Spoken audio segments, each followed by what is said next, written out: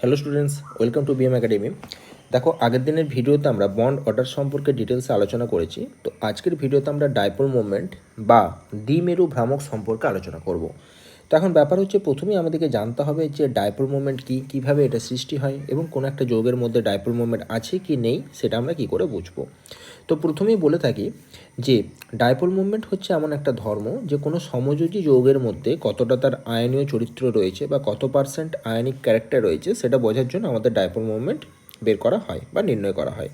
এর আগে দেখবো আমরা ফ্যাজান্স রুল পড়েছিলাম, সেখানে আমরা পড়েছিলাম যে কোনো আয়নীয় যৌগের মধ্যে কতটা সমযোজী চরিত্র রয়েছে সেটা বোঝার জন্য আমরা ফ্যাজান্স রুল ব্যবহার করি। আর ডাইপোল মুভমেন্ট হচ্ছে ঠিক উল্টোটা, অর্থাৎ কোনো সমযোজী যৌগের মধ্যে কোনো সমযোজী যৌগের মধ্যে কোন চরিত্র? আয়নীয় চরিত্র।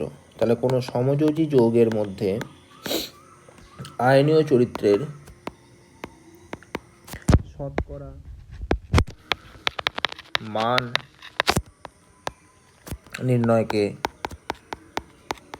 ডাইপোল মোমেন্ট বা দ্বিমেরু ভ্রামক বলে। ঠিক আছে। আর ফ্যাজান্স রুলটা আমরা পড়েছিলাম এর ঠিক উল্টোটা, অর্থাৎ কোনো আয়নীয় যৌগের মধ্যে সমযোজী চরিত্রের প্রকাশ আমরা সেখানে পেয়েছিলাম। তো যাই হোক, এই ডাইপোল মুভমেন্টকে কী করে নির্ণয় করা হয় দেখো। ডাইপোল মুভমেন্ট মিউ সমান ই ইন্টু ডি, যেখানে ই মানে কি আধান আর ডি মানে হচ্ছে যে যৌগটার আমরা ডাইপোল মুভমেন্ট বের করব সেই যৌগের যে দুটো পরমাণুর কেন্দ্র রয়েছে সেই কেন্দ্রদ্বয়ের মধ্যে দূরত্ব। বেশ, এই হচ্ছে ব্যাপার। এইবার ধরো আমরা যদি একটা এক্সাম্পল নিই যে আমার HF অণু রয়েছে, তাহলে আমরা এখানে দেখতে পাচ্ছি যে ফ্লোরিনের তড়িৎ ঋণাত্মকতা বেশি, হাইড্রোজেনের তড়িৎ ঋণাত্মকতা কম, এটা আমরা প্রত্যেকেই জানি। তাহলে ফ্লোরিন নিজের দিকে কী করবে? ইলেকট্রনটাকে টেনে নেবে, ফলে ফ্লোরিনের মাথায় ডেল্টা মাইনাস এবং হাইড্রোজেনের মাথায় ডেল্টা প্লাস চার্জ তৈরি হবে। এবং এখানে যে ডাইপোল মুভমেন্টের যে দিকটা হবে সেটা হচ্ছে ফ্রম হাইড্রোজেন টু ফ্লোরিন। অর্থাৎ ডাইপোল মুভমেন্টের ক্ষেত্রে আমরা লিখতে পারি যে ডিএম মানে হচ্ছে ডাইপোল মুভমেন্ট, এর একটি নির্দিষ্ট মান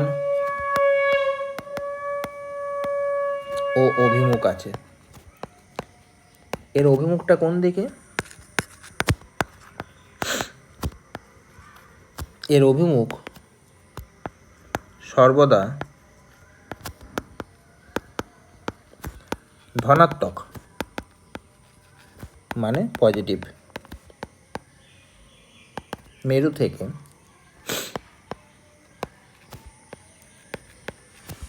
ঋণাত্মক মানে নেগেটিভ মেরুর দিকে হয়। আশা করি পুরো ব্যাপারটা তোমরা বুঝতে পারলে। তো এই জেপের ক্ষেত্রে ডাইপোল মুভমেন্টের ভ্যালুটাও ফিক্সড, এর ক্ষেত্রে ভ্যালু হচ্ছে 1.91 ডিভাইড। ক্লিয়ার? তো এখন দেখা যায় যদি আমরা এইচের পরিবর্তে এফের পরিবর্তে এখানে যদি সিএল নিই, তাহলেও এখানে ডাইপোল মুভমেন্টের যে অভিমুখটা হবে সেটা হবে হাইড্রোজেনের থেকে ক্লোরিনের দিকে, কারণ ক্লোরিনটা মাইনাস আর হাইড্রোজেনটা হচ্ছে ডেল্টা এখানে প্লাস। যদি আমরা HBr নিই তাহলেও আমার একই রকম ডিরেকশন হবে, অর্থাৎ ডাইপোল মুভমেন্টের অভিমুখটা হবে হাইড্রোজেন থেকে ব্রোমিনের দিকে। যদি আমরা HI নিই তাহলেও আমার সেম জিনিস ঘটবে, ডাইপোল মুভমেন্টের অভিমুখটা হবে হাইড্রোজেন থেকে আয়োডিনের দিকে। এখন এখানে আমার একটা প্রশ্ন আসতে পারে যে HF, HCl, HBr এবং HI এদের ডাইপোল মুভমেন্টের অর্ডার লেখো, এবং HI এদের ডাইপোল মুভমেন্ট বা বাংলাতে আমরা লিখতে পারি দ্বিমেরু ভ্রামকের ক্রম লেখো, অর্থাৎ কার ডাইপোল মুভমেন্ট বেশি হবে, কার ডাইপোল মুভমেন্ট কম হবে। তো এখানে আমরা দেখতে পাচ্ছি যে তড়িৎ ঋণাত্মকতা মানে হচ্ছে আবার ইলেকট্রোনেগেটিভিটি কার সব থেকে বেশি? ইলেকট্রোনেগেটিভিটি সব থেকে বেশি হচ্ছে ফ্লোরিনের, এটা আমরা প্রত্যেকেই জানি। Greater than chlorine, greater than bromine, greater than iodine. তাহলে এখানে ফ্লোরিন সব থেকে ইলেকট্রনটাকে বেশি জোরে টানবে নিজের দিকে, ফলে ফ্লোরিনের ক্ষেত্রে মাইনাস চার্জটা এখানে বেশি তৈরি হবে, এখানে প্লাস চার্জটাও বেশি তৈরি হবে। ফলে যে দুটো পোল আমার তৈরি হবে তার ক্ষেত্রে যত ইলেকট্রোনেগেটিভিটি বাড়বে তত ই এর মানটা বাড়বে। ই এর মানটা বাড়ার জন্য আমাদের মিউ এর মানটা বাড়বে, কারণ মিউ সমান হচ্ছে ই ইন্টু ডি। তাহলে আমরা এখানে দেখতে পাচ্ছি যে যত বেশি ইলেকট্রোনেগেটিভিটি বাড়বে তত আমার ডাইপোল মোমেন্টের মানটাও বাড়বে। তোমরা একটা জিনিস বলতে পারো যে যখন আমরা ফ্লোরিন, ক্লোরিন, ব্রোমিন, আয়োডিনের দিকে যাচ্ছি তখন তো আমার ডিস্টেন্সটাও বাড়ছে, তাহলে তো আয়োডিনের ডিস্টেন্স সব থেকে বেশি, কারণ আয়োডিনের সাইজ বেশি। তাহলে এইচের সাথে যখন আয়ের বন্ডিংয়ের ওভারল্যাপ হবে তখন কেন্দ্রদ্বয়ের মধ্যে যে ডিস্টেন্স মানে ডি, এটা তো এইচ আয়ের ক্ষেত্রে হাইয়েস্ট হওয়ার কথা, এইচ এফের ক্ষেত্রে লোয়েস্ট হওয়ার কথা। কিন্তু একটা জিনিস খেয়াল রাখবে, যখন ই আর ডি এর মধ্যে আমরা বিচার করব তখন ইটাকে আমরা ফার্স্ট প্রায়োরিটি দেবো, অর্থাৎ চার্জ বা আধান বা ইলেকট্রোনেগেটিভিটিটাকে আমরা ফার্স্ট প্রায়োরিটি দেবো। তাই এইচ এফের ক্ষেত্রে আমরা ডাইপোল মোমেন্টের মানটা সবথেকে বেশি করব। তাহলে এখানে ইলেকট্রোনেগেটিভিটির দিক থেকে আমাদের সবথেকে ফার্স্ট হচ্ছে ফ্লোরিন, তারপর ক্লোরিন, তারপর ব্রোমিন, তারপর আয়োডিন। তাই এখানে আমরা বলতেই পারি যে ডাইপোল মোমেন্টের যে ক্রমটা হবে সেটা হয়ে যাবে H F greater than H Cl greater than H Br greater than H I. এটা শুধুমাত্র ইলেকট্রোনেগেটিভিটি বা আধান দিয়ে আমাদের ব্যাখ্যাটা হলো, ডিস্টেন্স দিয়ে কিন্তু ব্যাখ্যাটা করা গেল না বা করা হলো না। নেক্সট আমাদের পরের প্রশ্ন, কিছু কিছু পদার্থ যেমন H2, O2, N2 এদের ক্ষেত্রে মিউ এর মান কত? মিউ এর মান কত? তো এখানে ব্যাপার হচ্ছে যে H2-র ক্ষেত্রে আমরা যদি দেখি তাহলে এখানে আমার দুটোই হাইড্রোজেন পরমাণু, O2-র ক্ষেত্রেও তাই, দুটোই অক্সিজেন পরমাণু, নাইট্রোজেনের ক্ষেত্রেও তাই, দুটোই নাইট্রোজেন পরমাণু। তাহলে এখানে লক্ষ্য করে দেখো, কারণ মাথাতেই আমরা প্লাস বা মাইনাস চার্জ এগুলো কিন্তু আমরা বসাতে পারবো না, কারণ ইলেকট্রনটাকে দুটো পরমাণু সমান জোরে নিজেদের দিকে টানবে। ফলে এক্ষেত্রে ই এর মানটা জিরো হয়ে যাবে, কোনো রকম আধান থাকবে না, প্লাস মাইনাস কোনো রকম আধান আমার এখানে থাকবে না। তাই মিউ সমান প্রত্যেকটা ক্ষেত্রে কত হয়ে যাবে? জিরো হয়ে যাবে, অর্থাৎ এদের ডাইপোল মোমেন্ট হচ্ছে জিরো প্রত্যেকটা ক্ষেত্রে। আগেরটার ক্ষেত্রে মিউ কেন পাচ্ছিলাম? কারণ ফ্লোরিনের তড়িৎ ঋণাত্মকতা বেশি হচ্ছিল, ফলে নিজেদের দিকে ইলেকট্রনটাকে নিজের দিকে জোরে বেশি টানছিল, ফলে এখানে আধানের মানটা ই এর মানটা বেশি হচ্ছিল। আবার এইচের ক্ষেত্রেও কী হচ্ছিল? ই এর মানটা আমার বেশি হচ্ছিল। পজিটিভ এবং নেগেটিভ দুটো আধানই আমার এখানে বেশি হচ্ছিল। এখানে ইলেকট্রনের ঘাটতি এবং ইলেকট্রনের প্রাচুর্য ফ্লোরিনের ক্ষেত্রে দুটোই আমার বেশি হচ্ছিল। তো এখানে আমার কী হচ্ছে? কেউই তো নিজের দিকে ইলেকট্রনটাকে টানতে পারছে না, ফলে এক্ষেত্রে আধান মানে চার্জ জিরো হয়ে যাবে। এর মাথা তো প্লাস জিরো, এর মাথা তো জিরো, কারোর মাথাতেই কিন্তু প্লাস বা মাইনাস চার্জ এখানে আসবে না। ফলে ইটা যদি জিরো হয়ে যায় তাহলে আর ডিস্টেন্স দেখে লাভ নেই, কারণ মিউ সমান ই গণিত ডি। তাহলে ই যদি জিরো হয় তাহলে মিউটা আমার কী হয়ে যাবে? জিরো হয়ে যাবে। এবং সেক্ষেত্রে যখন মিউ সমান জিরো হয় তখন যৌগগুলোকে বলা হয়ে থাকে নন পোলার। এক্ষেত্রে অণুগুলিকে বা মলিকিউলগুলিকে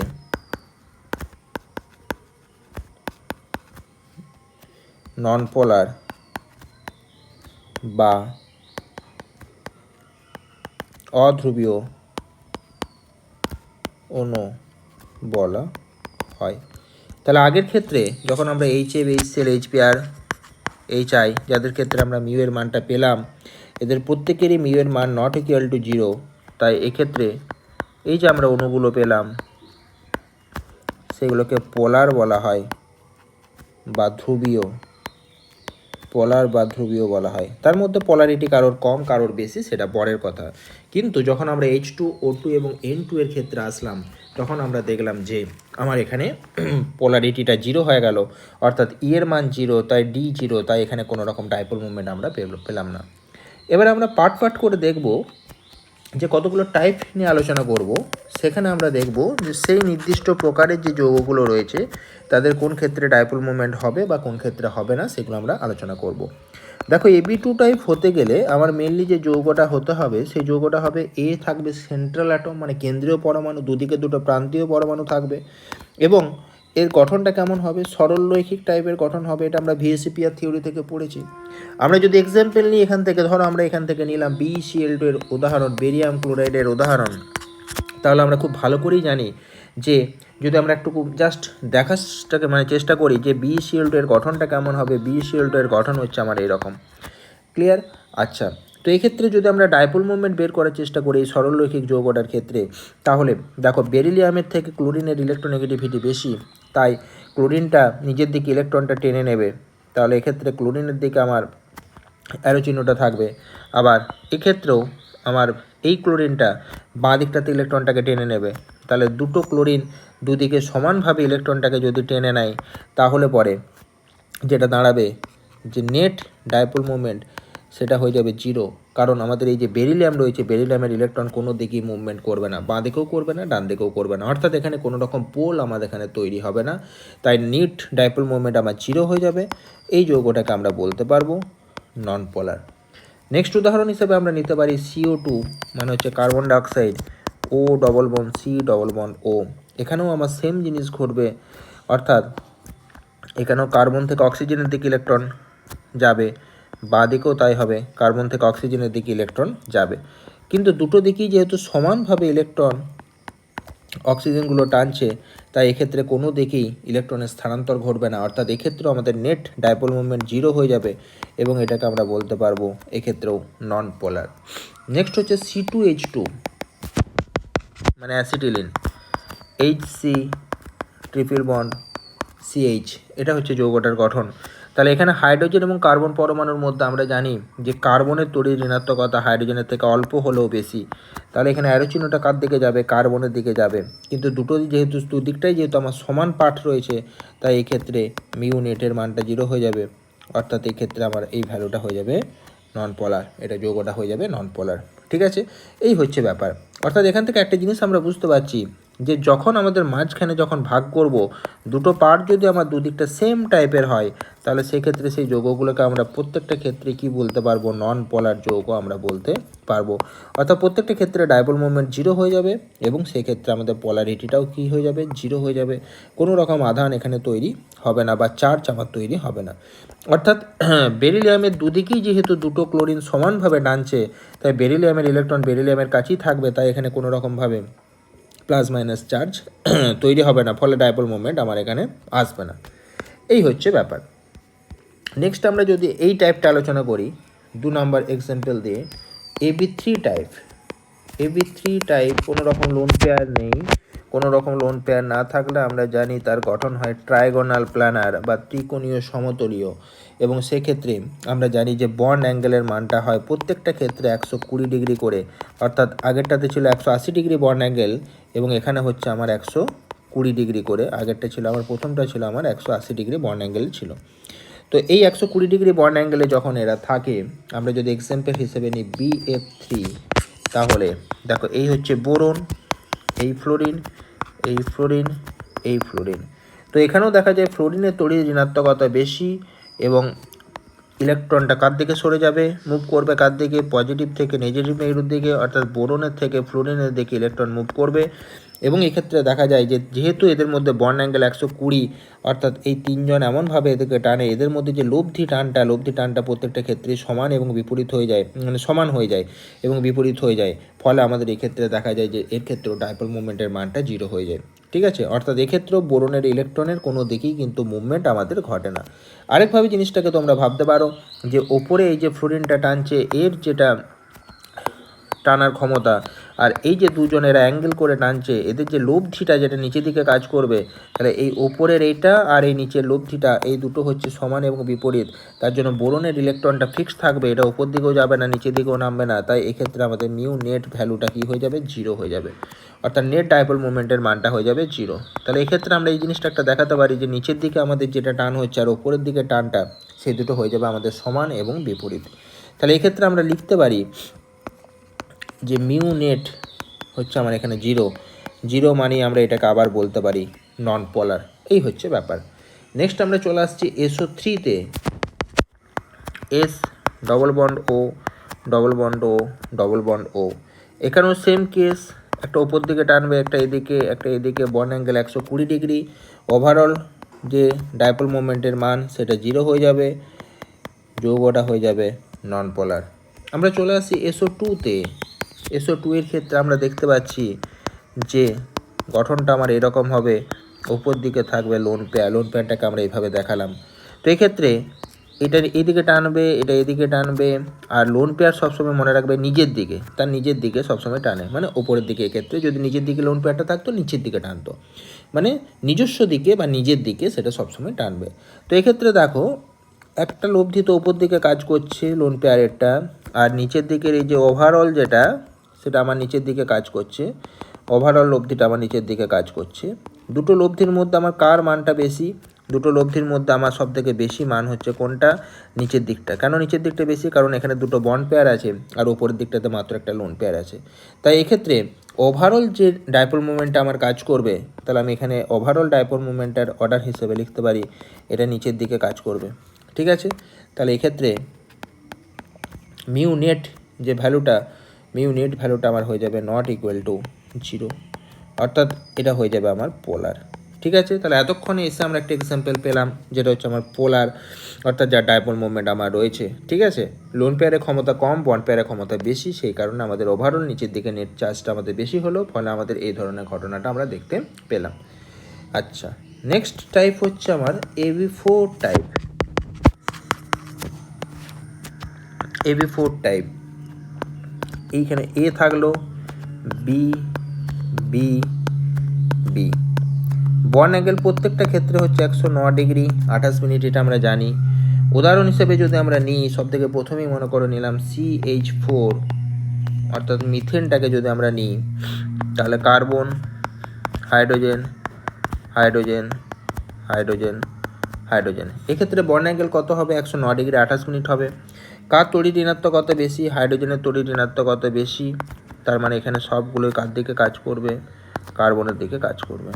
ঠিক আছে, এবং ওভারঅল ডাইপোল মুভমেন্টের মানটা হয়ে যাবে মিউ নেট সমান 0, 109 ডিগ্রি 28 মিনিট। আমরা চলে আসছি CCl4, Cl, Cl, Cl, Cl, সব এখানে কার দিকে কাজ করবে? ক্লোরিনের দিকে কাজ করবে, কারণ ক্লোরিনের তড়িৎ ঋণাত্মকতা বেশি। কিন্তু প্রত্যেকের মধ্যে বন্ধন কোণ এখানেও সমান 109 ডিগ্রি 28 মিনিট, অর্থাৎ প্রত্যেকে নিজেদের দিকে সমানভাবে ইলেকট্রন ডেন্সিটিটাকে টানার চেষ্টা করবে, ফলে এখানেও আমাদের যে নেট ডাইপোল মুভমেন্ট 0 হয়ে যাবে, অর্থাৎ কোনো দিকেই কিন্তু কার্বনের ইলেকট্রন ডেন্সিটি মুভমেন্ট হবে না। তাহলে এগুলো সব হচ্ছে আমার মিউ নেট সমান 0, বা আমরা এগুলোকে বলতে পারি নন পোলার বলতে পারি। সব হচ্ছে আমার নন পোলার বা অধ্রুবীয়, কারণ পোলারিটি কারোর মধ্যেই মানে নেই। নেক্সট হচ্ছে CH3F। যদি আমরা এক্সাম্পলটার কথা যদি আমরা ভাবি, CH3F, carbon, fluorine, hydrogen, hydrogen, hydrogen. এক্ষেত্রে দেখো উপরেরটা তো ফ্লোরিনের দিকে চলে যাবে, তড়িৎ ঋণাত্মকতা বেশি। এগুলো সব কার দিকে আসবে? কার্বনের দিকে আসবে। তাহলে ওভারঅল আমরা এখানে যে নেট ডাইপোল মোমেন্টটা আমরা পাবো, সেটা আমাদের কোন দিকে কাজ করছে? সেটা আমার ওপরের দিকে কাজ করছে। অর্থাৎ এখানে আমাদের যে মিউ নেট ভ্যালু বা নেট ডাইপোল মোমেন্টের যে ভ্যালু, সেটা কিন্তু আর 0 হবে না। তার মানে আমাদের এটা হয়ে গেল কেমন? পোলার। এটা হয়ে গেল আমাদের পোলার। ঠিক আছে, তাহলে এখানে আমরা একটা এক্সাম্পল পেলাম যেটা হচ্ছে আমাদের পোলার। পরের টাইপে আমরা চলে আসি AB5 টাইপ। AB5 টাইপ আমরা প্রত্যেকেই জানি স্ট্রাকচারটা ট্রায়াগোনাল বাইপিরামিডাল হয়, অর্থাৎ এই তিনটে বি একই প্লেনে থাকে, আর ওপরের প্লেনে একটা বি থাকে এবং নিচের প্লেনে একটা বি থাকে। তো এখানে এই যে গ্রিন কালারটা করা আছে এগুলো হচ্ছে আমার ইকুয়েটোরিয়াল পজিশন, আর এই যে কালারটা করা আছে সেটাতে আমার এটা হচ্ছে অ্যাক্সিয়াল পজিশন। ঠিক আছে, আচ্ছা, তো এখানে যদি আমরা একটা এক্সাম্পল নিই এবার, যে PCl5, তাহলে ফসফরাস, ক্লোরিন, এখানে ক্লোরিন, এখানে ক্লোরিন, ওপরে একটা ক্লোরিন, নিচের দিকে একটা ক্লোরিন। ঠিক আছে, তাহলে এই হচ্ছে গঠন। এখানে লক্ষ্য করে দেখো যে এখানে আমাদের যে ডাইপোল মোমেন্টের যে টানটা হবে সেটা কেমনভাবে হবে? সবসময় ক্লোরিনের দিকে টানটা যাবে, এই এই এই এই এই। তাহলে এখানেও দেখো আমাদের ডাইপোল মোমেন্টে 0 হয়ে যাবে, তার কারণ এই ওপরের দিকে লব্ধি আর নিচের দিকে যে টান, এই লব্ধির টান, এই দুটো 0 হয়ে গেল। তাহলে ওপর নিচটা আমার 0 হয়ে গেল। এবার যখন আমরা ইকুয়েটোরিয়াল পজিশনে দেখব, এইদিকে এই ক্লোরিন যে জোরে টানবে আর এরা দুজন যে জোরে টানছে, এদের যে লব্ধিটা আমার এইদিকে কাজ করবে, তাহলে এই লব্ধি আর এই মান দুটো পরস্পর সমান এবং বিপরীত হয়ে যাচ্ছে। তার জন্য এখানেও আমরা লিখে ফেলতে পারবো সহজেই যে মিউ নেট সমান 0, তার মানে এটাও হচ্ছে আমার নন পোলার। তোমরা লক্ষ্য করে দেখো প্রত্যেকটা টাইপেই আমাদের যে মেন স্ট্রাকচারগুলো অর্থাৎ লোন পেয়ার না থাকলে আমার যে মেন স্ট্রাকচারগুলো দাঁড়াচ্ছে, যেমন মনে করো লিনিয়ার, ট্রাইগোনাল প্ল্যানার, টেট্রাহেড্রাল, তারপরে এই যে ট্রাইগোনাল বাইপিরামিডাল, প্রত্যেকটা ক্ষেত্রেই লক্ষ্য করে দেখো যদি আমাদের প্রান্তীয় পরমাণুটা একই রকম হয়, যেমন সবাই ক্লোরিন সবাই ফ্লোরিন এরকম বলতে চাইছি বা সবাই হাইড্রোজেন, তখন কিন্তু আমার ডাইপোল মোমেন্টের মান প্রত্যেকটা ক্ষেত্রে কিন্তু 0 হয়ে যাচ্ছে। কারণ স্ট্রাকচারটা তো আমার এইভাবেই বানানো, প্রত্যেকের মধ্যে এমনভাবে বানানো আছে যে যাদের মধ্যে রিপালসেন্টে যেন সব থেকে কম হয়, তো সেইভাবে আমার দেখা যাচ্ছে যে ডাইপোল মোমেন্ট প্রত্যেকটা ক্ষেত্রেই কিন্তু 0 হচ্ছে। এটার ক্ষেত্রেও দেখে নাও AB6 টাইপ বলতে আমরা SF6-এর যদি উদাহরণ দিই, সালফার ইকুয়েটোরিয়াল পজিশনে আমার 4খানা ফ্লোরিন থাকবে, 1টা 2টো 3টে 4টে, আর আমাদের অ্যাক্সিয়াল পজিশনে উপরে একটা ফ্লোরিন থাকবে, নিচের দিকে একটা ফ্লোরিন থাকবে, তাহলে 6টা ফ্লোরিন হয়ে গেল। এখানেও খুব ইজিলি আমরা ব্যাখ্যাটা করতে পারবো। দেখো এখানে আমার ইলেকট্রনটা উপর দিকে যাবে, এটা আসবে নিচের দিকে, এখানের এই ফ্লোরিনটা এদিকে আসবে, এটা এদিকে যাবে, এটা এদিকে আসবে, এটা আসবে এদিকে, তাহলে সব সমান এবং বিপরীত দিকে হচ্ছে, এবং এটার সাথে এটা ক্যান্সেল হচ্ছে, ওপরেরটার সাথে নিচেরটা ক্যান্সেল হচ্ছে, এটার সাথে এটা ক্যান্সেল হচ্ছে, কারণ প্রত্যেকটা সমান এবং বিপরীত দিক, ফলে সালফারের ইলেকট্রন যেখানে থাকা সেখানেই থাকবে, কোনো রকম পোল তৈরি এখানেও হবে না। অর্থাৎ এখানে আমরা বলতেই পারি যে আমার এখানেও নেট ডাইপোল মোমেন্ট 0 হয়ে যাবে। তার মানে এই যৌগটাকেও আমরা বলতে পারবো নন পোলার যৌগ। ক্লিয়ার?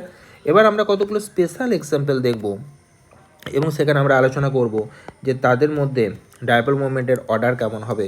3টে এক্সাম্পল বলতে আমার থাকলো হাতে ওয়াটার, আমার কাছে থাকলো অ্যামোনিয়া, আমার কাছে আছে NF3। এই প্রত্যেকটা যৌগের আমরা যদি গঠন দেখি তাহলে আমরা দেখতে পাবো যে এইটা হচ্ছে আমার জলের গঠন, এখানে আমার 2খানা লোন পেয়ার থাকে, ঠিক আছে। তারপরেরটা হচ্ছে আমার অ্যামোনিয়ার গঠন, পিরামিডাল স্ট্রাকচার, উপরে লোন পেয়ার থাকে, আর তারপরেরটা হচ্ছে NF3 পিরামিডাল স্ট্রাকচার, উপরে লোন পেয়ার থাকে। এখানে যদি আমরা দেখি যে কোন দিকে টানটা হবে, তাহলে এখানে আমরা ইজিলি দেখতে পাচ্ছি যে এই হাইড্রোজেন থেকে অক্সিজেনের দিকে ইলেকট্রন যাবে, হাইড্রোজেনের থেকে অক্সিজেনের দিকে ইলেকট্রন যাবে, লোন পেয়ার তার নিজের দিকে টেনে নেবে, মানে উপরের দিকে, এরও লোন পেয়ার উপর দিকে টেনে নেবে। তাহলে পুরো ওভারঅল টানটা কোন দিকে কাজ করছে? উপর দিকে কাজ করছে। তাহলে নেট ডাইপোল মুভমেন্ট কোন দিকে কাজ করবে? উপরের দিকে কাজ করবে। এবং মিউ নেট বা নেট ডাইপোল মুভমেন্ট 0 তো হবেই না, প্লাস এর যে ভ্যালুটা হয় 1.83-র কাছাকাছি একটা ভ্যালু আমাদের দাঁড়ায়। তাহলে এক্ষেত্রে আমাদের যে ভ্যালুটা ওই 1.83 যদি আমরা লিখে রাখি, পরে চলে আসছে অ্যামোনিয়ার ক্ষেত্রে। নাইট্রোজেনের ক্ষেত্রে লক্ষ্য করে দেখো এই যে লোন পেয়ার সেটা তো উপর দিকে কাজ করবে, আর এইগুলো সব হাইড্রোজেন থেকে নাইট্রোজেনের দিকে কাজ করবে। তাহলে এখানেও আমার যে ওভারঅল অর্ডারটা দাঁড়ালো সেটা আমাদের নেট ডাইপোল মোমেন্টটা কোন দিকে কাজ করবে? উপরের দিকে কাজ করবে। তাহলে এটাও আমার নট ইকুয়াল টু 0। তাহলে আমার প্রথম কার্ডটাও পোলার ছিল, দ্বিতীয়টাও আমার পোলার। এই ক্ষেত্রে মিউ নেটের যে ভ্যালুটা, সেই ভ্যালুটা হচ্ছে 1.47 ডিবাই। আচ্ছা, নেক্সট হচ্ছে এর ক্ষেত্রে এটা উপর দিকে কাজ করবে, এবং নাইট্রোজেন এবং ফ্লোরিনের মধ্যে দেখো ফ্লোরিনের ইলেকট্রোনেগেটিভিটি বেশি, তাই ইলেকট্রনটা নিজের দিকে টেনে নেবে। কারণ ইলেকট্রোনেগেটিভিটির অর্ডারে আমরা জানি ফ্লোরিন, অক্সিজেন, নাইট্রোজেন। প্রথমে ফ্লোরিন হয়, তারপরে অক্সিজেন হয়, তারপরে নাইট্রোজেন। ঠিক আছে, এটা কিসের অর্ডার? Electronegativity order. এটা আমরা প্রত্যেকেই জানি। তাহলে এখানে লক্ষ্য করে দেখো যে এই টার্নটা আমার ওপর দিকে কাজ করছে, লোন পেয়ারটা উপর দিকে কাজ করছে, কিন্তু ফ্লোরিনগুলো আমার নিচের দিকে কাজ করছে। কার ক্ষমতা বেশি? ফ্লোরিনের ক্ষমতা বেশি। তাই এক্ষেত্রে ওভারঅল যেটা আমার ডাইপোল মোমেন্ট, সেই ওভারঅল ডাইপোল মোমেন্টে কিন্তু আমার উপর দিকে কাজ না করে মানে নিচের দিকে কাজ করবে। ফলে এক্ষেত্রে যেহেতু লোন পেয়ারটা কিছুটা আমার ডাইপোল মোমেন্টটাকে কমানোর চেষ্টা করছে, তাই এক্ষেত্রে ডাইপোল মোমেন্ট 0 হবে না ঠিক কথায়, কিন্তু এর ক্ষেত্রে ডাইপোল মোমেন্টের মানটা অনেকটাই কমে যাবে, 0.24 ডিবাই হয়ে যাবে। এই যে ডিটা আমরা বারবার ব্যবহার করছি, ডিটা হচ্ছে এর একক, মানে ডাইপোল মোমেন্টের একক হচ্ছে ডিবাই। আমরা দরকার হলে এই নোটটাতে প্রথম দিকটাতে লিখে রাখতে পারি যে এর একক ডিবাই, DEBYE, এটাকে ডি দ্বারা চিহ্নিত করা হয়ে থাকে। ঠিক আছে, তাহলে এটা আমাদের লেখা থাকলো। আচ্ছা, বেশ। নেক্সট আমরা এখানটাতে আবার চলে আসি যে এই যে আমরা উদাহরণগুলো দেখলাম ওয়াটার, অ্যামোনিয়া এবং NF3, তো এক্ষেত্রে সবথেকে বেশি ইলেকট্রোনেগেটিভ মানে ডাইপোল মুভমেন্টের যে ভ্যালু, সেই ভ্যালু অনুযায়ী আমরা দেখতে পাচ্ছি ওয়াটার তারপর NH3, তারপর NF3। আমার এখানে প্রশ্ন আসতে পারে যে কেন ওয়াটারের মান সব থেকে বেশি হলো। লক্ষ্য করে দেখো, এখানে ইলেকট্রোনেগেটিভিটিতে ব্যাখ্যা করতে হবে। ইলেকট্রোনেগেটিভিটি হচ্ছে অক্সিজেনের সব থেকে বেশি, এগুলোতে দেখো নাইট্রোজেন রয়েছে পরের দুটোতে। তো অক্সিজেনের ইলেকট্রোনেগেটিভিটি বেশি হওয়ায় এবং দুখানা লোন পেয়ার থাকায় এক্ষেত্রে পুরো ওভারঅল জিনিসটা উপর দিকে কাজ করছে। এবং তার থেকেও সব থেকে বড় ব্যাপার যেটা, সেটা হচ্ছে যে অক্সিজেনের তড়িৎ ঋণাত্মকতা বেশি হয়, ইলেকট্রনটাকে নিজের দিকে টানার ক্ষমতাটা বেশি থাকবে। ফলে এখানে এর মানটা, আধানের মানটা হচ্ছে হাইয়েস্ট কার ক্ষেত্রে, অক্সিজেনের ক্ষেত্রে। তাই ওয়াটারের ডাইপোল মোমেন্টটা সব থেকে আমার বেশি হবে। আর অ্যামোনিয়ার ক্ষেত্রে এবং NH3 ক্ষেত্রে দেখো দুটো ক্ষেত্রেই নাইট্রোজেন আছে, তাই এদের তুলনামূলকভাবে ওয়াটারের থেকে কম হবে।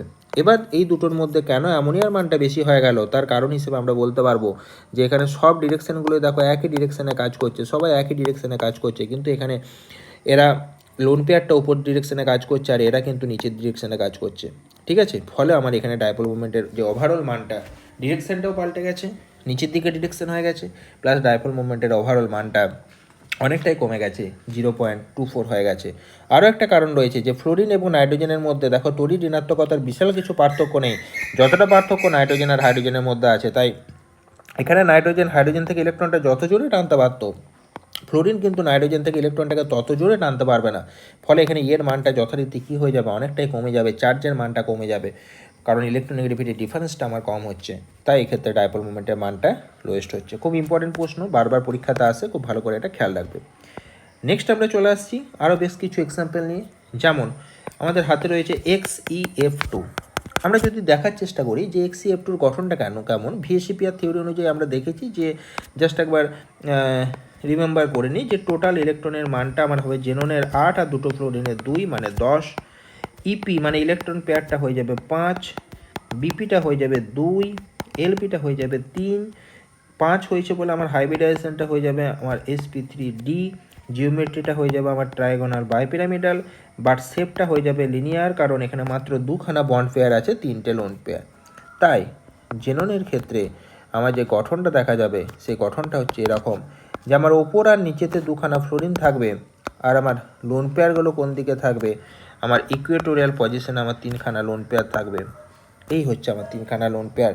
তাহলে এখানেও আমার ডাইপোল মোমেন্টের ভ্যালু যদি আমি দেখতে চাই, তাহলে এখানে তো আমি দেখতে পাচ্ছি যে ফ্লোরিনটা নিজের দিকে টানবে, ফ্লোরিন নিজের দিকে টানলো, আর এইখানেও আমার যে লোন পেয়ারের দিকে টানটা হবে, তো এই ক্ষেত্রে যে লব্ধিটা সেটা কি হয়ে যাবে, সমান এবং বিপরীত হয়ে যাবে। তাই ইজিলি আমরা বুঝতে পারছি যে নেট ডাইপোল মোমেন্টের মান এক্ষেত্রে আমার কি হয়ে যাবে, 0 হয়ে যাবে। পাশাপাশি এটাকে আমরা বলতে পারবো নন পোলার। তাহলে এরকম কোনো কনসেপ্ট মাথার মধ্যে থাকবে না বা রাখবে না যে যদি আমার লোন পেয়ার ইলেকট্রন থাকে তাহলেই সেটা পোলার হবে, আর লোন পেয়ার না থাকলে আমার সেটা নন পোলার হবে, এরকম কোনো কনসেপ্ট মাথার মধ্যে রাখবে না। কারণ এখানে লোন পেয়ার থাকা সত্ত্বেও আমরা দেখতে পেলাম যে যৌগটা আমার হয়ে গেল নন পোলার। নেক্সট XeF4, এরও গঠনটা যদি আমরা সেমভাবে দেখার চেষ্টা করি, আমরা দেখব যে এর গঠনটা হচ্ছে ঠিক এরকম টাইপের, অর্থাৎ ইকুয়েটোরিয়াল পজিশনে 4টে F থাকবে, উপর দিকে একটা লোন পেয়ার আর নিচের দিকে একটা লোন পেয়ার। তাহলে এটা দেখেই তোমরা বুঝতে পারছো, আর বোঝানোর কিছু নেই যে এক্ষেত্রে আমার ডাইপোল মুভমেন্টের মানটা হয়ে যাবে 0, কারণ সব যে অপোজিট দিকে এই ভ্যালুগুলো সব কী হয়ে যাবে, ক্যান্সেল আউট হয়ে যাবে, সমস্তটা ক্যান্সেল আউট হয়ে যাবে। এবং আমার এক্ষেত্রে আমরা ইজিলি লিখে ফেলতে পারবো এটার ক্ষেত্রেও মিউ নেট সমান 0, that means this is non polar compound XeF4 এর ক্ষেত্রে। এবার আমরা কয়েকটা প্রশ্ন আলোচনা করব। নেক্সট আমরা কয়েকটা প্রশ্ন আলোচনা করি। যেমন আমার যদি এখানে প্রশ্ন আসে যে আমার C2H2Cl2 এই কম্পাউন্ডটার সিস এবং ট্রান্স যে ফর্ম রয়েছে, সিস এবং ট্রান্স ফর্ম, তাদের পোলারিটি নির্ণয় করো। ঠিক আছে, সিস এবং ট্রান্স যৌগের মিউ নির্ণয় করো। মিউ নির্ণয় করো মানে কার মিউ আছে, মানে ডাইপোল মুভমেন্ট আছে, ডাইপোল মুভমেন্ট নেই, এটা আমরা বের করতে পারবো, ভ্যালু তো আর বের করতে পারবো না। তো বেশ ঠিক আছে, দেখো C2H2Cl2টা এসেছে আমাদের কি থেকে, C2H4 থেকে। এখান থেকে যদি দুটো হাইড্রোজেনকে তুমি বাদ দিয়ে দাও তাহলে তোমার C2H2Cl2 থাকবে। তো C2H4 এর স্ট্রাকচার তো আমরা প্রত্যেকেই জানি, ক্লাস 10 লেভেল থেকে জেনে আসছি যে এটা ইথিলিনের স্ট্রাকচার। ইথিলিন মিনস এখানে আমাদের কার্বনের সাথে কার্বন ডবল বন্ড হবে। আচ্ছা, আর চারদিকে 4টে হাইড্রোজেন থাকবে। তাহলে এখানে যদি আমরা স্ট্রাকচারটা সেইভাবেই একটু লেখার চেষ্টা করি, তাহলে দেখো এখানে স্ট্রাকচারটা আমার চলে আসছে, carbon double bond carbon, hydrogen দিলাম, ক্লোরিন দিলাম, হাইড্রোজেন দিলাম, ক্লোরিন দিলাম। আরেকভাবে তো আমরা লিখতে পারি এটাকে, হাইড্রোজেন দিলাম, ক্লোরিন দিলাম, এখানে ক্লোরিনটা উল্টো দিকে দিলাম, এখানে হাইড্রোজেনটা এখানে দিলাম। তাহলে এখানে এই যে দুটো স্ট্রাকচার আমরা এখানে লিখলাম, এর মধ্যে প্রথমটাকে বলা হয় সিস, দ্বিতীয়টাকে বলা হয় ট্রান্স। কি করে বলা হয়? যদি ডবল বন্ডের দুপাশে যে কার্বনগুলো রয়েছে তার সাথে এই যে দুটো হাইড্রোজেন সেম ডিরেকশনে থাকে আর দুটো ক্লোরিন দেখো সেম ডিরেকশনে থাকবে, যখন এই অ্যাটমগুলো সেম ডিরেকশনে থাকে দ্যাট মিনস সিন্স, আর এই অ্যাটমগুলো যখন অপোজিট ডিরেকশনে থাকবে তখন সেটাকে আমরা বলবো ট্রান্স। তাহলে সিস মানে সেম সাইড, ট্রান্স মানে অপোজিট সাইড, এটা আমরা খেয়াল রাখবো। সিস মানে অ্যাটমগুলোর পজিশন হবে সেম সাইড, একই দিকে, আর এই ক্ষেত্রে পজিশন হয়ে যাবে আমার অপোজিট সাইড। বেশ ঠিক আছে, কোনো অসুবিধার কিছু নেই। এবার আমরা দেখব যে কি করে আমাদের ডাইপোল মুভমেন্টটা ক্যালকুলেট করতে হবে। তো আমাদের এরকম করে বেশির থেকে কমের দিকে আমাদের সব অ্যারোগুলো দিয়ে দিলাম। ওভারঅল ডাইপোল মুভমেন্ট আমাদের কোন দিকে কাজ করছে? নিচের দিকে কাজ করছে, কোনো অসুবিধা নেই। এটার ক্ষেত্রে কি হবে? পরেরটার ক্ষেত্রে দেখো এটা এইদিকে, এটা উল্টো দিকে, ক্যান্সেল আউট হয়ে গেল। এটা নিচের দিকে মানে ক্লোরিনের দিকে, এটাও ক্লোরিনের দিকে, ক্যান্সেল আউট হয়ে গেল। তাহলে আমরা ইজিলি বলে দিতে পারি যে প্রথমটার ক্ষেত্রে mu net not equal to 0 আর দ্বিতীয়টার ক্ষেত্রে মিউ নেট ইকুয়াল টু 0। প্রথম কার্ডটা তাহলে যেহেতু মানে নট ইকুয়াল টু 0 হয়েছে, তাহলে প্রথম কার্ডটা আমাকে পোলার বলবো, দুটো পোল তৈরি হবে। আর দ্বিতীয়টাতে তো মিউ ভ্যালু 0 হয়ে গেছে, তাহলে আমরা এটাকে বলবো নন পোলার, অর্থাৎ এর কোনো পোলারিটি আমার থাকবে না। তাহলে এই হচ্ছে ব্যাপার। আমরা চলে আসি পরের টপিকে, মানে পরের এক্সাম্পলে যদি আমরা চলে আসি, তাহলে ধরো আমরা এরকম করে একটা এক্সাম্পল লিখতেই পারি। নেক্সট যেটা বিউট 2 ইন,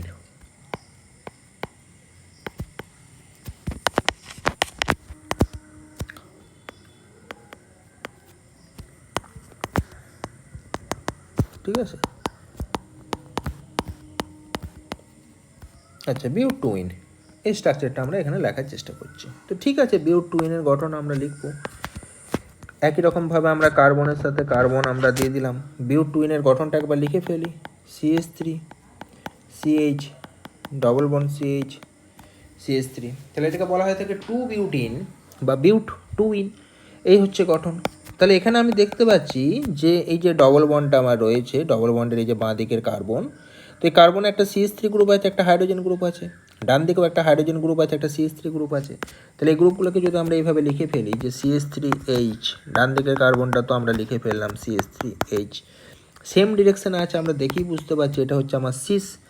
তাহলে সিস যেহেতু আমার এখানে তৈরি হয়েছে, তাই এবার আমরা ডাইপোল মুভমেন্টটা একটু দেখার চেষ্টা করি। CH3 থেকে এটা কার্বনের দিকে আসবে, আর এগুলো আমার কার্বনের দিকে যাবে, গেলেও অসুবিধার কিছু নেই, কারণ CH3 যে জোরে টানছে কার্বন থেকে হাইড্রোজেনটা নিশ্চয়ই সেই জোরে টানতে পারবে না, CH3 থেকে কার্বন যতটা জোরে টানবে, দুটো টান আমাদের আলাদা হয়ে যাবে। তাহলে আমরা এখানে ইজিলি বলতে পারছি সিস মানে আমার এখানটাতে ডাইপোল মুভমেন্টটা not equal to 0, that means this is polar. আর পরেরটাতে আমরা দেখতে পাচ্ছি যদি আমরা এরকমভাবে করি, এদিকে আমরা হাইড্রোজেন বসালাম, উল্টো দিকে হাইড্রোজেন, এদিকে CH3, দেখো ক্যান্সেল হয়ে গেল, ঠিক আছে। তাহলে এটা এদিকে আসবে, এটা এদিকে যাবে, সমানভাবে টানটা তৈরি হবে। তাহলে আমরা তো এখানে খুব সহজেই বলতে পারবো যে এই যে আমরা ট্রান্সটা লিখলাম মিউ নিট সমান 0, দ্যাট মিনস নন পোলার। তাহলে এরকম করে যা এক্সাম্পল আমাদের আসুক না কেন আমরা ইজিলি করতে পারবো। নেক্সট আমরা একটা কোশ্চেনে চলে আসছি, খুব ইম্পর্ট্যান্ট একটা প্রশ্ন। দেখো এইটা হচ্ছে আমার বেঞ্জিনের স্ট্রাকচার। তো এই বেঞ্জিনে যদি দুটো সিএল পাশাপাশি থাকে তাহলে সেটাকে বলা হয় অর্থো ডাইক্লোরোবেঞ্জিন। ঠিক একটা গ্যাপ দিয়ে যদি থাকে সেটাকে বলা হয় মেটা পজিশন, দ্যাট মিনস মেটা ডাইক্লোরোবেঞ্জিন। আর যদি ঠিক বিপরীত দিকে থাকে তাহলে বলা হয়ে থাকে প্যারা পজিশন, দ্যাট মিনস প্যারা ডাইক্লোরোবেঞ্জিন। তাহলে আমরা একবার জাস্ট নামটা লিখে নিই, অর্থো ডাইক্লোরোবেঞ্জিন, মেটা ডাইক্লোরোবেঞ্জিন, লাস্টেরটা হচ্ছে প্যারা ডাইক্লোরোবেঞ্জিন। কি বের করতে হবে? ওই একই, কার মিউ ভ্যালু বেশি কার কম সেসব বের করতে হবে। তো এখানে লক্ষ্য করে দেখো আমরা জেনারেলি দেখেই বুঝতে পারছি যে এটার ক্ষেত্রে ডাইপোল মুভমেন্ট 0 হয়ে যাবে, কারণ এর টান আর এর টান পরস্পর ক্যান্সেল আউট হয়ে যাবে। তাহলে এর ক্ষেত্রে মিউ ভ্যালু 0, এটা আমরা সহজেই বলতে পারলাম, কিন্তু এদের থাকবে এবং এদের মধ্যে এখানে যেহেতু দুটো ক্লোরিন দেখো 60 ডিগ্রি অ্যাঙ্গেলে আছে, কি করে 60 ডিগ্রি অ্যাঙ্গেলে মিডিল থেকে দেখো এই অ্যাঙ্গেলটা 60 ডিগ্রি, কারণ এখানে আমার টোটাল ভাগ আছে 6টা, তাহলে 60 ডিগ্রি করে করে আমার টোটাল 6টা ভাগের 360 ডিগ্রি হয়। ঠিক তেমনিভাবে এক্ষেত্রে এই বন অ্যাঙ্গেলটা হয়ে যাবে 60 আর 60 120 ডিগ্রি। দেখো এইভাবে 3টা ভাগ করলে এটা 120, এই 120 করে 360, তাহলে এখানে আমাদের 120তে অ্যাঙ্গেল আছে, লোভ থিটার মানটা অতটা বেশি হবে না, কিন্তু এক্ষেত্রে কম অ্যাঙ্গেলে এরা টানছে, তাহলে এখান থেকে আমাদের যে টানটা সেটা বেশি হবে, মিউ ভ্যালুটা বেশি হবে। এটা আমরা জেনারেলি দেখতে পাচ্ছি বা বুঝতে পারছি। তো এখানে আমাদের একটা ফর্মুলা আছে, সেই ফর্মুলা অনুযায়ী আমরা এবার কাজ করব। তো মেন ফর্মুলাটা একবার লিখে ফেলি, সেটা হচ্ছে মিউ নেট সমান mu 1 square minus mu 2 plus mu 2 square, mu 1 square plus mu 2 square plus 2 into mu 1 into mu 2 into cos theta. এটা হচ্ছে আমার ফর্মুলা। এবার আমি কাজ জন্য বের করব, আমরা প্রথম থেকে পরপর বের করে করে যাব। আমরা মিউ নেট অর্থর জন্য বের করব। কি হবে, সূত্রটা বসাবো। দেখো এখানে দুখানা ক্লোরিন আছে, তাহলে দুটো জায়গাতে আমরা মিউ ভ্যালু বসিয়ে দিলাম, মিউ 1 মিউ 2 দুটোকে মিউ রূপে আমরা ট্রিট করলাম। আচ্ছা, কস 60 ডিগ্রি, অর্থর ক্ষেত্রে 60 ডিগ্রি আমরা পেলাম। কস 60 ডিগ্রির মান কত, হাফ, তাহলে হাফ বসিয়ে দিলাম। তাহলে √2 mu square plus mu square সমান হয়ে গেল আমার √3 মিউ এত ডিভাই। বেশ, এবার আমি কার জন্য বের করব, অর্থ তো আমার বেরিয়ে গেল, এবার আমি মেটার জন্য বের করি। তাহলে মিউ নেট মেটা কী বেরোবে, mu square plus 2 into mu cos 120 degree. Cos 120 degree মানে হচ্ছে, এর মান হচ্ছে মাইনাস হাফ, তাহলে এখানে 2 মিউ স্কোয়ার পেলাম প্লাস 2 মিউ স্কোয়ার, এইখানটাতে বসিয়ে দিলাম মাইনাস হাফ, তাহলে ভ্যালুটা কত হয়ে যাবে, 2 mu square minus mu square সমান মিউ এত ডিভাই আমরা একক হিসাবে রাখতে পারি। নেক্সট হচ্ছে প্যারার ক্ষেত্রে মিউ নেট প্যারা, কী করে বসাবো আমরা, mu square plus 2 into mu cos 180 degree. Cos 180 ডিগ্রির মান কত, -1, তাহলে 2 mu square plus 2 mu square -1, তাহলে √2 mu square minus 2 mu square সমান আমার এটা বেরিয়ে গেল কত, 0। ঠিক আছে, বেশ, তাহলে এখান থেকে আমরা দেখতে পাচ্ছি যে একটা বেরোলো √3 মিউ, একটা বেরোলো শুধু মিউ, আর একটা বেরোলো আমাদের 0।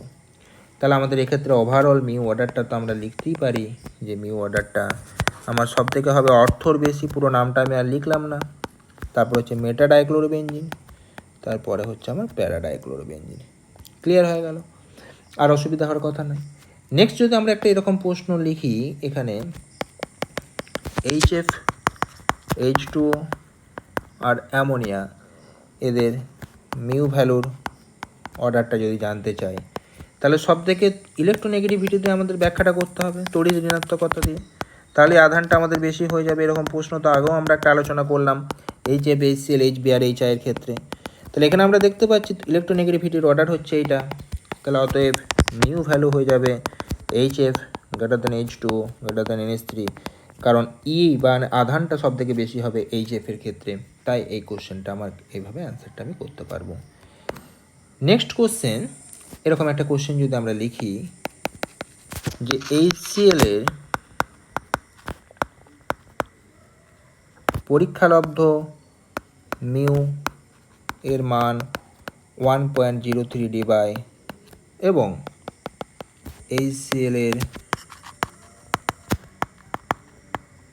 বন্ধন দৈর্ঘ্য 1.275 অ্যাংস্ট্রম, তাহলে এর শতকরা আয়নীয় চরিত্রের মান কত। তো এখানে অ্যান্সারটাকে আমরা এইভাবে লিখবো, দেখো যখন আমরা শতকরা আয়নীয় চরিত্রের মান বের করব, আমরা যদি একবার লিখি এটা যে শতকরা আয়নীয় চরিত্রের মান সমান, কি করব আমরা, ওপরটাতে লিখব পরীক্ষালব্ধ মিউ ভ্যালু, পরীক্ষালব্ধ মিউ এর মান মানে দ্বিমেরু ভ্রামকের মান বাই তাত্ত্বিক মানে থিওরিটিক্যালি যে মিউ এর মান আমরা পাবো ইন্টু 100। এটা হচ্ছে আমার সূত্র। তো এক্ষেত্রে পরীক্ষালব্ধ ভ্যালুটা দেখো আমার দেওয়া আছে, কত দেওয়া আছে 1.03, তাত্ত্বিকটা বের করতে হবে ইন্টু 100 করতে হবে, আমার অ্যান্সার বেরিয়ে যাবে। কোন ইউনিটে দেওয়া আছে? ডি বাই ইউনিটে। তাহলে তাত্ত্বিক মিউ এর মানটা আমরা আলাদা করে এখানে পাশে বার করে নিই। তাত্ত্বিক মিউ এর মান মিউ সমান ই গুণিত ডি। তাহলে ই মানে হচ্ছে আধান, আধান হচ্ছে 4.8 ইন্টু 10⁻⁻10 ইএসইউ। আর ডিস্টেন্সটা আমরা এখানে দেওয়া আছে দেখো 1.275 অ্যাংস্ট্রমে দেওয়া আছে। অ্যাংস্ট্রম মানে হচ্ছে 10⁻⁻8 সেন্টিমিটার। তাহলে আমার ভ্যালুটা আমার দাঁড়ালো 4.8 ইন্টু 1.275 ইন্টু 10⁻⁻18 ইএসইউ সেন্টিমিটার। এখন একটা জিনিস খেয়াল রাখবে যে যদি ইএসইউ সেন্টিমিটারটাকে মানে যে ভ্যালুটা আমরা পেলাম এই ভ্যালুটা, এটাকে যদি আমরা 10⁻⁻18 দিয়ে ভাগ করে দিই তাহলে সেটা ডি বাই এককে চলে আসে। তাহলে আমার এখানে কত ডি বাই হবে? 4.8 ইন্টু 1.275 ডি বাই। এটা হচ্ছে আমার কোন ভ্যালু, কোন মিউ এর ভ্যালু, কোন দ্বিমেরু ভ্রামক? এটা আমার তাত্ত্বিক দ্বিমেরু ভ্রামক। তাহলে তাত্ত্বিক দ্বিমেরু ভ্রামকের জায়গায় যদি আমি এই 4.8 ইন্টু 1.275 এই ডিভাইডটাকে বসিয়ে দিই তাহলে আমার অঙ্ক হয়ে গেল। এটাকে ক্যালকুলেশন করে দেখা যায় যে আমার এটা 17% হচ্ছে। তার মানে আমার এখানে এই যে সমযোজী যৌগ এইচসিএল তার মধ্যে আয়নীয় চরিত্র কত পার্সেন্ট রয়েছে? 17%। সেটা আমরা এই ডাইপোল মুভমেন্টের ফর্মুলা থেকে আমরা পেলাম। ঠিক আছে, তো এই হচ্ছে আজকের ক্লাস। ডাইপোল মুভমেন্ট সম্পর্কে আমাদের ওভারঅল একটা স্বচ্ছ ধারণা তৈরি হলো। কার ডাইপোল মুভমেন্ট থাকবে, কার থাকবে না, কার বেশি হবে, কার কম হবে, ঠিক আছে, সেগুলো আমরা বুঝতে পারলাম। ডাইপোল মুভমেন্ট থাকলে সেটাকে আমরা পোলার বলবো, না থাকলে নন পোলার বলবো। ঠিক আছে, এবং আমরা কোনো সমযোজী যৌগের মধ্যে কতটা আয়নীয় চরিত্র থাকতে পারে সেটা আমরা এই অঙ্কটার মাধ্যমে বুঝতে পারলাম। আজকের ভিডিওটা এতটাই। পরের ভিডিওতে আমরা আলোচনা করব van der Waals force, hydrogen bond, এগুলো সম্পর্কে আলোচনা করব। ওকে।